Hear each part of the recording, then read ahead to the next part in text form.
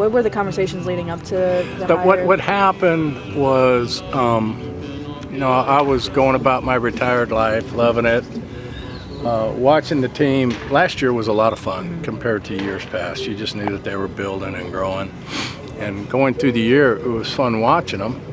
And when we got to the playoffs, all of a sudden, everything kind of changed. The 2 games against Baltimore were good, but I started feeling a lot of anxiety during that time.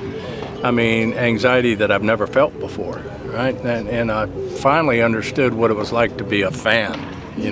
Guys, this is what fans feel. Then the Yankee series was just, it was horrible for me because I was pulling so hard. At the end of the game, I'd have to go stand in the shower for a half hour just to try to calm down, right? But I knew there was things that I could do to help. I'm being a former manager. I know what Matt needs. I know what Matt thinks. I know what to look for to help him in situations, and it has nothing to do with game management. It all has, suggesting players that can come to the big leagues, guys that I know that could help. And we've got a great player development staff to be able to do that. But then, I started talking to JJ. Look, I can help. I know how to do this. I can help. And we talked about it all winter long, and finally decided that this would be something to give a good try and see what happens. So what will you be doing? I mean, will you going around the minor leagues? Yes, okay. Mostly around the minor leagues, depending whatever Matt needs, whatever JJ needs. But really, I'm going to be here 6 weeks for spring training to kind of get re-familiarized with the minor league system, put faces to names, especially on the minor league side. And then I'll probably spend 5-6 days a month in AAA, 5-6 days a month in AA, and then go wherever they need me to go to watch. If there's a certain player that they need to watch, I want to kind of stay focused on the organizational catching, because that's what I was, a catcher, and just kind of see how their development is coming. And just whatever, my philosophy has always been that, Matt manages the players and manages the game. The coaches are the ones that prepare the players to be productive for Matt to use in any way that he feels fit. So, just in that latter part, just trying to identify guys that will help him win a championship, because I think we're getting real close. Yeah.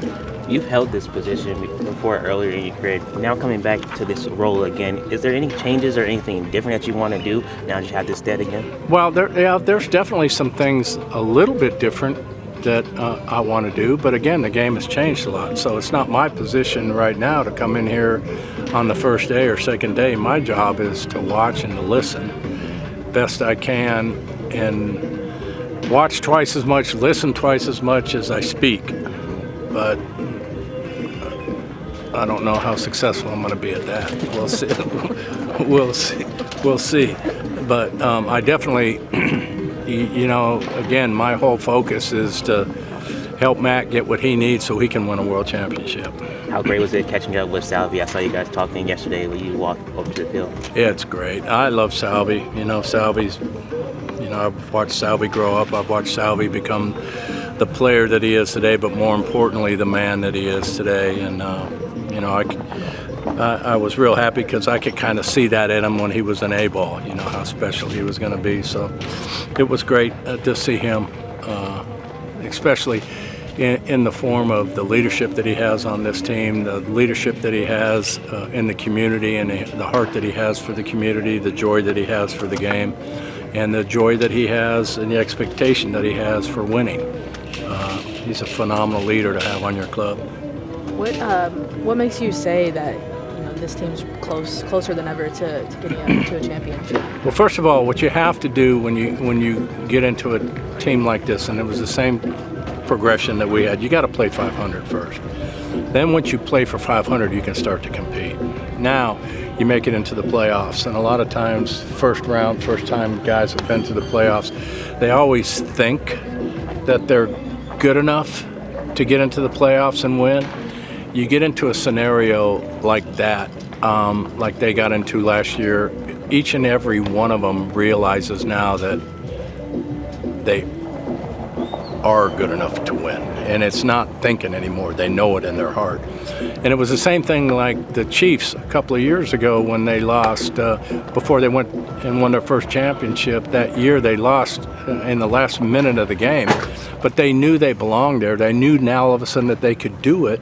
And it's a mental aspect where you know in your heart that you can come out and compete every day instead of walking on the field and hoping you can compete every day.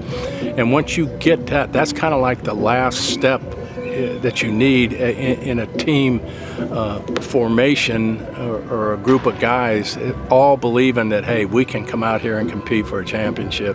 It frees them up. The experience was invaluable, and now they're ready to go.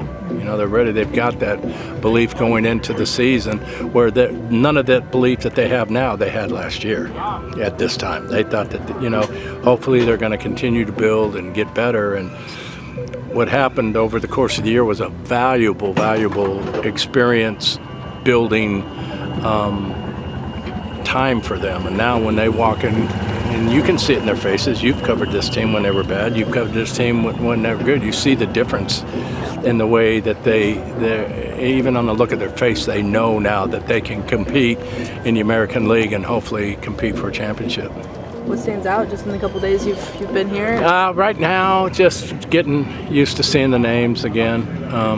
You know, I've got a lot of admiration for Matt and the coaching staff. I think what JJ's done in this organization has been great, and you know, I'm just right now watching, paying attention, and seeing areas that I can make an impact in. What were the moments that were most anxiety-inducing for you in the playoffs watching? You know, I never had it. Oh, this year? Yeah, you were watching it, yeah. Oh, man, there was many of them. You know, there were so many times where a hit would have won a game, and that Yankee, you know, it's like, come on, 2 outs, and, you know, a couple guys on, and we wouldn't get to hit, and it'd be like, oh, man. I mean, it was, but see, when you're in it, I would be at the ballpark at 8:30 in the morning. I'd leave at midnight, and you worked hard all day, and you knew at the end of the day that you'd done everything that you could do, right?